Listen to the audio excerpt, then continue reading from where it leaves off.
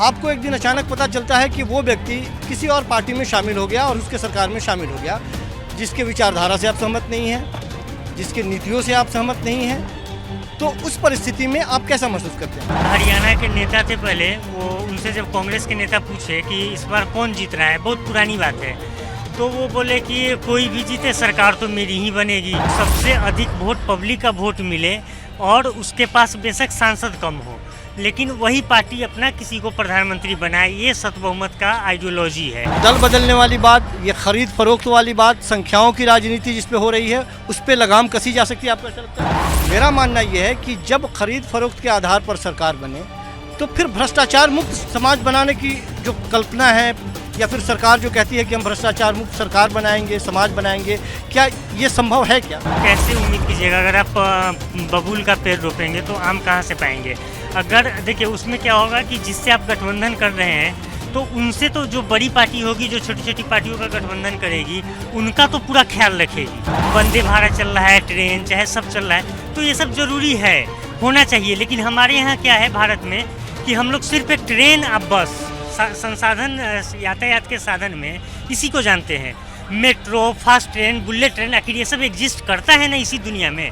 मतलब आप ये कह रहे हैं कि विकास बहुत जरूरी है, विकास जरूरी है और होना ही चाहिए, लेकिन किस कीमत पे? गरीबों के चप्पल छीन के नहीं, गरीबों के पेट पे लात मार के नहीं, उनके लिए भी होना चाहिए।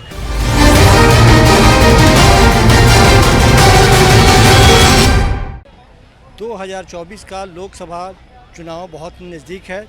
तकरीबन 7-8 महीने बाद या 9 महीने बाद ये चुनाव होने वाला है। पिछले 10 सालों से एक सरकार लगातार केंद्र में काबिज है। लोगों ने प्रचंड बहुमत उस सरकार को दिया था, उस पार्टी को दिया था। अब सवाल ये उठता है कि क्या इस बार मतदाता क्या सोचते हैं? जिस मनोवृत्ति के अनुसार या जिस सोच के अनुसार लोगों को वोट दिया गया, क्या उस पर वो खरी उतरी? जिस विकास की बात वो कर रहे थे, क्या सचमुच में देश का विकास हुआ? हम चांदनी चौक पे आज मौजूद हैं। चांदनी चौक का वो इलाका जहाँ पे केवल कारोबारी ही नहीं रहते हैं, बहुत सारे रोज़मर्रा के काम करने वाले लोग भी यहाँ आते हैं, अपनी ज़िंदगी यहाँ पे गुजर बसर करने वाले भी लोग आते हैं, और बहुत सारे बाहर के लोग भी यहाँ पे अपने सामान को ख़रीदने आते हैं। यहाँ कुछ लोग हैं जिनसे हम कुछ बात करेंगे, आइए बात करते हैं और कुछ ज़रूरी मुद्दों पे बात करते हैं, केवल चुनावी मुद्दों पे बात नहीं करते हैं। हम आज एक मुद्दा लेके निकले हैं और मुद्दा ये है कि हम लोगों से ये जानना चाहते हैं कि जब हम किसी भी पार्टी को या किसी भी व्यक्ति विशेष को वोट देते हैं तो उस वोट का मतलब क्या होता है? क्या जिसको हम वोट देते हैं यदि वो चुनाव में जीत जाता है और हमें पता चलता है बाद में कि किसी और ऐसी पार्टी को वो जाके शामिल हो जाता है या उसको समर्थन दे जाता है या उस सरकार में शामिल हो जाता है, तो वो मतदाता जिसने उसको वोट दिया था जिन सिद्धांतों के तहत, वो कैसा महसूस करता है? हम दल बदल की बात कर रहे हैं। आपने किसी भी पार्टी के व्यक्ति को वोट दिया यदि, तो जाहिर सी बात है कि उसके विचार, व्यक्तिगत विचार और सिद्धांतों को देख करके आप वोट करते हैं।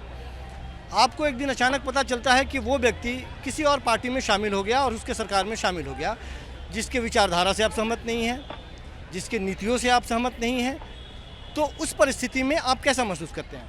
देखिए उस समय लगता है कि हमसे जैसे छलावा किया गया, हम किसी और पार्टी को वोट देते हैं, वो चले जाते हैं किसी और पार्टी में। और अब तो पहले तो एक नेता जाते थे, 2 नेता जाते थे, अब तो पूरी की पूरी पार्टी चली जाती है। तो ये एक नया परिवर्तन हमको लग रहा है कि हुआ है और ये बड़ी तेज़ी से हुआ है, कई राज्यों में हुआ है। लेकिन इनका जो सत बहुमत पार्टी है, ये कहते हैं कि गठबंधन मुक्त राजनीति, तो उसमें ये भी है कि गठबंधन मुक्त तो कर लेंगे, लेकिन आखिर बाद में इसका कौन आश्वासन देगा कि नहीं गठबंधन मुक्त नहीं हो सकता है? गठबंधन तो लोग करते हैं, जीतने के लिए भी करते हैं, कई बार चुनाव से पहले करते हैं, कई बार चुनाव के बाद करते हैं। क्योंकि एक हरियाणा के नेता थे पहले, वो उनसे जब कांग्रेस के नेता पूछे कि इस बार कौन जीत रहा है, बहुत पुरानी बात है, तो वो बोले कि कोई भी जीते सरकार तो मेरी ही बनेगी। वो शायद बाबूलाल या देवीलाल थे शायद, तो वो बोले कि माने कि कोई भी माने चुनाव में जीते हारे सरकार तो कांग्रेस की ही बनेगी। तो अब ऐसे डर लगता है कि आप वोट देने जाते हो, किसको वोट दो और वो कब बदल जाए, कब क्या हो जाए, ये समझ में नहीं आता। स्थिरता नहीं है राजनीति। मेरा मानना यह है कि ऐसा इसलिए होता है क्योंकि आपको सरकार बनाने के लिए एक निश्चित संख्याओं की ज़रूरत होती है। वो संख्या आप इकट्ठा करने के लिए सिद्धांतों की बलि चढ़ा देते हैं और उस संख्या को इकट्ठा करने में आप पूरी ताकत लगा देते हैं। वो जो संख्या है उस संख्याओं का कोई आधार होना चाहिए। वो जो संख्या है क्या उस संख्याओं का कोई आधार होना चाहिए। मैं सिर्फ ये जानना चाह रहा हूँ कि संविधान में क्या इस बात का जिक्र है कि सरकार बनाने के लिए हमें जितनी संख्या चाहिए वो निश्चित एक संख्या, चूँकि जब हम सत्य बहुमत की बात करते हैं तो मेरे जहन में ये भी बात आती है कि ये सत्य बहुमत कहाँ तक है। ये कहीं कोई इस बारे में जिक्र है कि इतने संख्याओं के बाद में आप सरकार बनाएंगे या सचमुच में सबसे ज़्यादा जिसको वोट मिला वो सरकार बनाएगा। देखिए, वर्तमान में तो जैसे है कि जिसके पास ज़्यादा सांसद हो और 272 का जो जादुई आंकड़ा मैजिक फिगर बोलते हैं वो जिसको मिल जाता है वो सरकार बना लेता है। लेकिन फिर होता क्या है कि सत बहुमत ऐसे संविधान में कोई बहुमत परिभाषित ही नहीं है। हमारे यहाँ बहुमत परिभाषित नहीं है, और जब ये बहुमत परिभाषित नहीं है तो फिर इसका कोई मतलब ही नहीं होता है। वो विवेकाधिकार पे है। जैसे अगर राज्य की सरकार बनाने के लिए गवर्नर के विवेकाधिकार पे है, यहाँ राष्ट्रपति के, जो हम लोग कई बार खबरों में सुनते हैं कि सांसदों की परेड निकाले हैं, लेकिन वहाँ तो आंकड़ा होने के बावजूद भी, आज 21वीं सदी में पढ़े लिखे होने के बाद भी इतनी संख्या, तब भी हम पुराने चीज़ों को ढो रहे हैं कि परेड निकालना है, जैसे भेड़ बकरी हो आप काउंट करा दो। तो ये सब चीज़ें हैं, बहुमत परिभाषित नहीं है तो समस्या तो है। क्या आपको ऐसा नहीं लगता है कि चाहे वो मुख्यमंत्री का चयन हो या फिर प्रधानमंत्री का चयन हो, हम जो वोट करते हैं क्या उस वोट के आधार पर ये चयन होता है या जो विधायक या सांसद जीत के आते हैं उसके आधार पर इसका चयन होता है?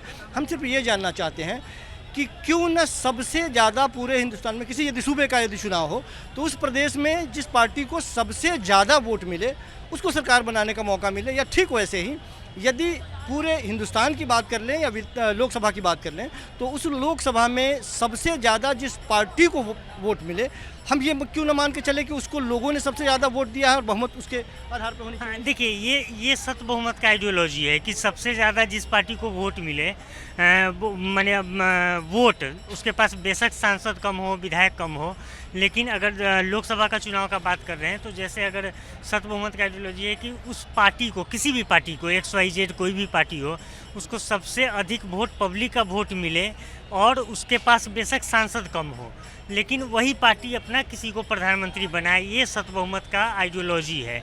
लेकिन ये नहीं कि जिसके पास अगर सांसद बहुत ज़्यादा हैं लेकिन उनके पास पब्लिक का वोट कम है। क्या आपको ऐसा लगता है कि यदि यह सिद्धांत लागू हो या इस सिद्धांत के तहत यदि सरकारें बने तो दल बदलने वाली बात, ये खरीद फरोख्त वाली बात, संख्याओं की राजनीति जिस पे हो रही है, उस पे लगाम कसी जा सकती है? आपको ऐसा लगता है? बिल्कुल, उस पे लगाम लगेगी। और जो हॉर्स ट्रेडिंग जिसको बोलते हैं, जैसे खरीदते हैं सांसद, और वो चाहे पूरी की पूरी पार्टी, जैसे अभी महाराष्ट्र में देखिए NCP पूरी की पूरी, आधा कुछ लोग रह गए चले आए, उद्धव ठाकरे की पार्टी देखिए आधा लोग रह गए चले आए।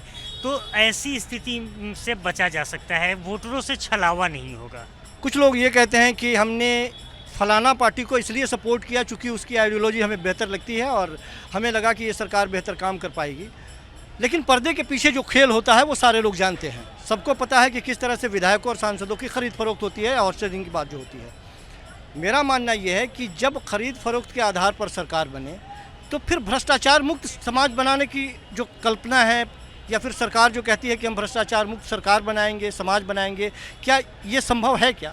बिल्कुल नहीं। जब आप नींव ही डालिएगा भ्रष्टाचार के आधार पे तो उससे आप कैसे उम्मीद कीजिएगा? अगर आप बबूल का पेड़ रोपेंगे तो आम कहाँ से पाएंगे?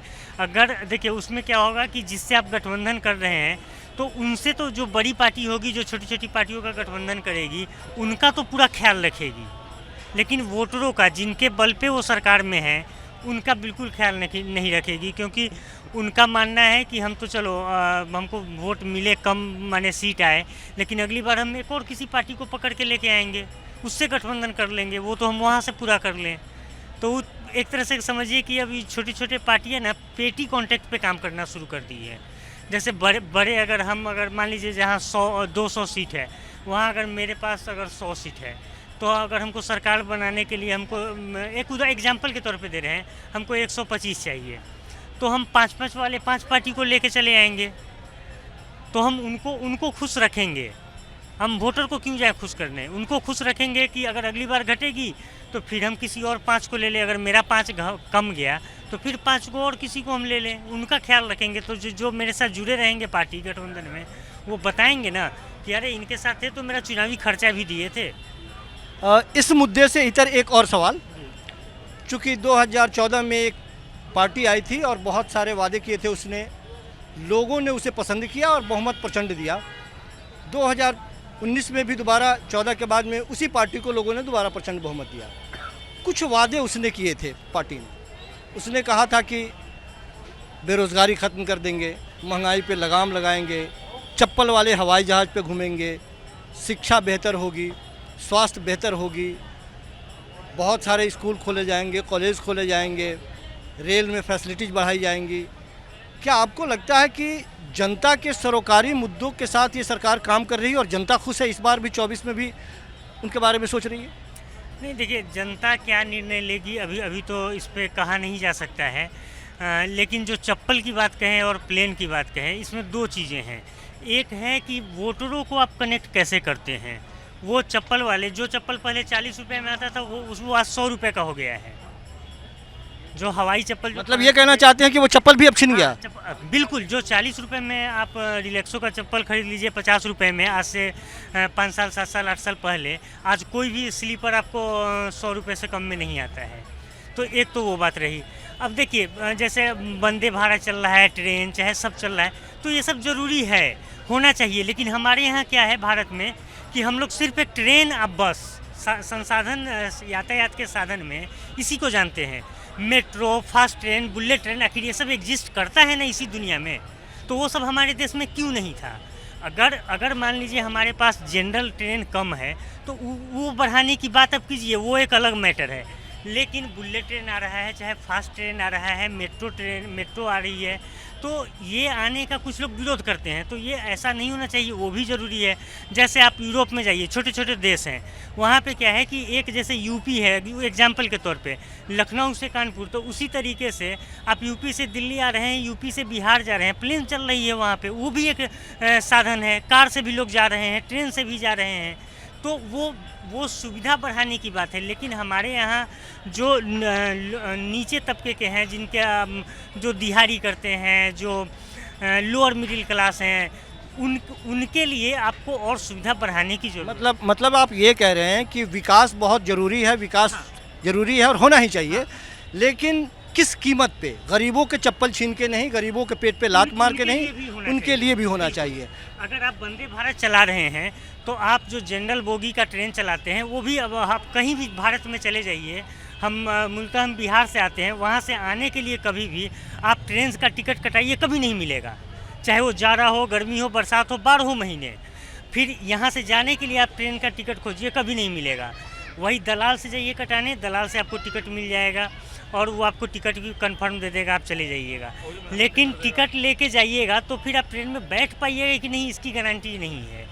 तो वहाँ लोकल ट्रेन, जो माने सिंपल ट्रेन है, उसकी भी संख्या बढ़ाने की ज़रूरत है। ये आपको एक दिन अचानक पता चलता है कि वो व्यक्ति किसी और पार्टी में शामिल हो गया और उसके सरकार में शामिल हो गया, जिसके विचारधारा से आप सहमत नहीं हैं, जिसकी नीतियों से आप सहमत नहीं हैं, तो उस परिस्थिति में आप कैसा महसूस करते हैं? हरियाणा के नेता थे पहले, वो उनसे जब कांग्रेस के नेता पूछे कि इस बार कौन जीत रहा है, बहुत पुरानी बात है, तो वो बोले कि कोई भी जीते सरकार तो मेरी ही बनेगी। सबसे अधिक वोट पब्लिक का वोट मिले और उसके पास बेशक सांसद कम हो, लेकिन वही पार्टी अपना किसी को प्रधानमंत्री बनाए, ये सतबहुमत का आइडियोलॉजी है। दल बदलने वाली बात, ये खरीद फरोख्त वाली बात, संख्याओं की राजनीति जिस पे हो रही है, उस पे लगाम कसी जा सकती है, आपको ऐसा लगता है? मेरा मानना ये है कि जब खरीद फरोख्त के आधार पर सरकार बने तो फिर भ्रष्टाचार मुक्त समाज बनाने की जो कल्पना है, या फिर सरकार जो कहती है कि हम भ्रष्टाचार मुक्त सरकार बनाएंगे, समाज बनाएंगे, क्या ये संभव है? क्या कैसे उम्मीद कीजिएगा? अगर आप बबूल का पेड़ रोपेंगे तो आम कहाँ से पाएंगे? अगर देखिए उसमें क्या होगा कि जिससे आप गठबंधन कर रहे हैं, तो उनसे तो जो बड़ी पार्टी होगी, जो छोटी छोटी पार्टियों का गठबंधन करेगी, उनका तो पूरा ख्याल रखेगी। वंदे भारत चल रहा है, ट्रेन चाहे सब चल रहा है, तो ये सब ज़रूरी है, होना चाहिए। लेकिन हमारे यहाँ क्या है भारत में कि हम लोग सिर्फ एक ट्रेन, अब बस संसाधन, यातायात के साधन में इसी को जानते हैं। Metro, fast train, bullet train, आखिर ये सब एग्जिस्ट करता है ना इसी दुनिया में। मतलब आप ये कह रहे हैं कि विकास बहुत ज़रूरी है, विकास ज़रूरी है और होना ही चाहिए, लेकिन किस कीमत पे? गरीबों के चप्पल छीन के नहीं, गरीबों के पेट पे लात मार के नहीं, उनके लिए भी होना चाहिए।